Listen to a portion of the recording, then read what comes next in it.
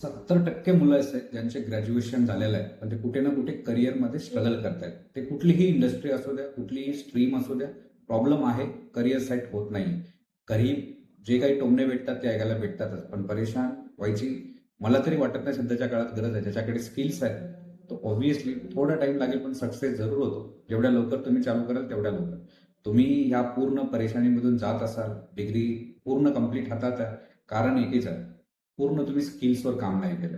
जर खरंच बँकिंगमध्ये जायचंय, IRPF पूर्ण प्रॅक्टिकल स्किल्सचे वेगवेगळे ट्रेनिंग प्रोग्राम आहेत, ऑपरेशन्सचे, सेल्सचे.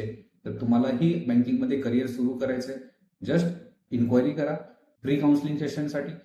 नक्कीच पूर्ण रोडमॅप तुम्हाला बँकिंगचं समजेल आणि देन यू कॅन डिसाईड की बँकिंगमध्ये करिअर योग्य आहे की नाही आहे. आज सगळ्यात मोठी गोष्ट आहे, महाराष्ट्रामध्ये असो की इंडिया पूर्ण देशामध्ये, आज सगळ्यात मोठी गोष्ट आहे, ग्रॅज्युएशन होऊनही मोस्ट ऑफ द मुलांची फायनान्शियल इन्कम चालू नाही झालेली आहे.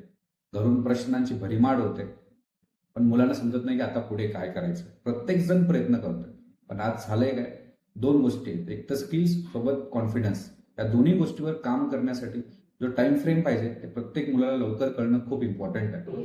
बँकिंग असो, IT असो, कुठलीही फील्ड असो, त्यासाठी तुम्हाला स्वतःवरती थोडं तरी स्किल्स गेन करायला लागतील आणि त्याच नंतर ऍक्च्युअल करिअर सेट होतं.